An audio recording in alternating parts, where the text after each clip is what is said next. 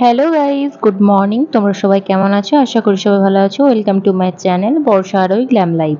তো সকাল সকাল উঠে আমি প্রথমে খেজুর খেয়ে নিয়েছিলাম, কারণ সেই ভিডিওটা ক্লিপটা নেওয়া হয়নি। তারপর এখানে চা করতেই চলে এসেছি। আমরা ইন্ডাকশানেই বেশিরভাগ সময় চা করে থাকি। যখন কারেন্ট থাকে না তখন গ্যাসে করি, যখন কারেন্ট থাকে তখন ইন্ডাকশানেই করে থাকি। এখানে সকালবেলা চাটা করে নেওয়ার পরে এখানে দাঁড়িয়ে দাঁড়িয়ে আমি চাটা একটু খেয়ে নিলাম, কারণ ভিতরে সেরকম লাইট আসছিল না ভালো, সেই জন্য এইখানটাতে এই ভিডিওটা করলাম। আর বাইরের সৌন্দর্যটা দেখতে দেখতে এখন বাজে কটা, এখন বাজে 7টা। বাইরের রোদের তেজটা দেখলে অবাক হয়ে যাবে। এত পরিমাণে গরম লাগছে। কিছু কিছু জায়গায় হয়তো এমন বৃষ্টি হচ্ছে বন্যা হয়ে যাচ্ছে, কিন্তু আবার কিছু কিছু জায়গায় মরুভূমি হয়ে যাচ্ছে আর কি বলবো। তারপরে রান্নাঘরের দিকে চলে এলাম। এখানে কুঁদরি আর পটল কেটে নিয়েছি, আর এখানে ডাঁটা আর আলুটা সিদ্ধ করতে দিয়েছি। লাল ডাঁটাটা এটা হলো তিল দিয়ে হবে, আর এখানে আলু সিদ্ধ করতে বসিয়ে দিয়েছি। তারপরে প্ল্যান চেঞ্জ হয়ে গেল, তারপরে এটা কুড়া করেছিলাম, আর এদিকে পটল ভাজা হচ্ছিলো, এদিকে ওই আলুটা সিদ্ধ না করে ডিমের ঝোলের সঙ্গে দিয়ে দিয়েছিলাম, আর এইটা ওই ডাঁটার তরকারিটা। তারপরে রান্নাবান্না কমপ্লিট করে নেওয়ার পরে বেসিনটা প্রচণ্ড নোংরা হয়েছিল। তোমাদেরকে তো মিনি ব্লগে আমি দেখিয়েছিলাম যে আমাদের এখানে আমার শ্বশুরবাড়ির এখানে প্রচণ্ড পরিমাণে আয়রন। যদি ভালোভাবে না ঘষা মাজা করা হয় না, ওই জায়গাতে আয়রন পরে এত বিচ্ছিরি হয়ে যায় কি বলবো। সেই জন্য আমাদের জামা কাপড়গুলো লাল রঙের হয়ে যায়, এত পরিমাণে আয়রন থাকে। সেই জন্য ভালো করে বেসিনটা একটু ঘষে মেজে নিচ্ছি। আর রান্না করার পরে বেসিনটাকে ভালো করে মেজে নিলে আমারও খুব ভালো লাগে।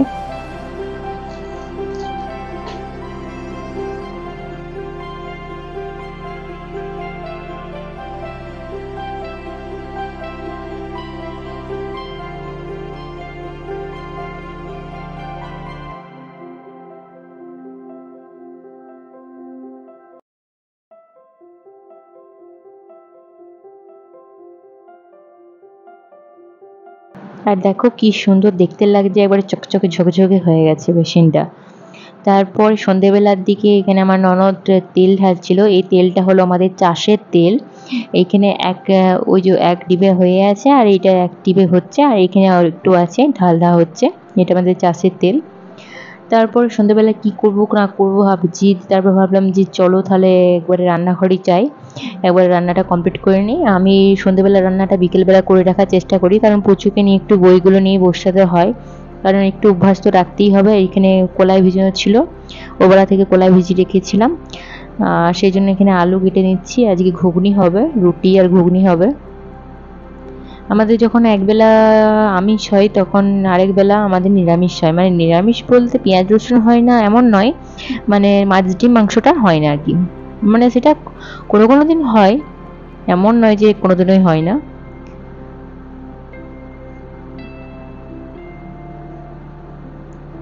আলুগুলো ছড়িয়ে নেওয়ার পরে কলাইগুলো যে ওবেলার ভিজানো ছিল সেই জলটা ফেলে দিয়ে আবার ভালো করে পরিষ্কার জলে ধুয়ে নিচ্ছি।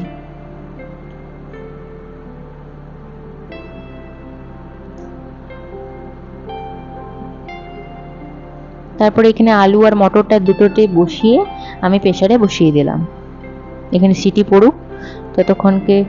দেখো আমার একটুখানি থেকে অবস্থা কি হয়েছে, পুরো আবার ঘেমে ঘেমে ঘেমে জল হয়ে গেছি। তারপরে বাইরে যে বাসনপত্রগুলো ছিল সেগুলো সব তুলে নিচ্ছি, কারণ আমাদের যে কাজের মেয়ে আসে সে এইখানে বাসনগুলো সব উপরে দিয়ে যায়, উপর করে দিয়ে যায়, হয় আমার শাশুড়ি মা নইলে আমি তুলে দিই। আর তোমরা আবার ভেবো না সব কাজ আমি একাই করি, আমি একাই কিছু করি না। আমার যতটুকু কাজ করার আমি ততটুকুই করি, আর বাকিটা আমার শাশুড়ি মাই করেন। আর এখানে সন্ধেবেলা আটাটা মেখে নিই।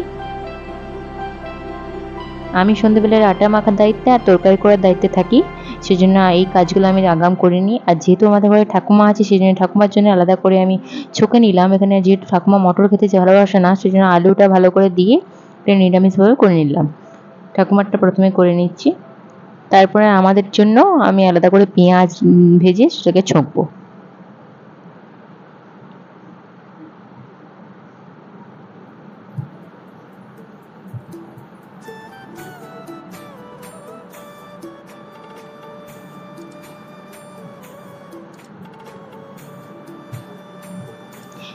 তারপর এইসব কাজকর্ম সেরে সন্ধ্যেবেলা একটু মুড়ি নিয়ে বসেছিলাম, চেনাচুড়ায় ছোলা ভেজে নিয়ে। আর চা খেয়েছিলাম। করে চা খেয়েছিলাম, চা খাওয়ার ভিডিওটা তোমাদেরকে দেখাতে পারিনি। এখানে আমরা ভিডিওটা কমপ্লিট করলাম। ভিডিওটি ভালো লাগলে লাইক অ্যান্ড সাবস্ক্রাইব করতে একদম ভুলো না। আর পরের ব্লগের জন্য ওয়েট করো। টাটা।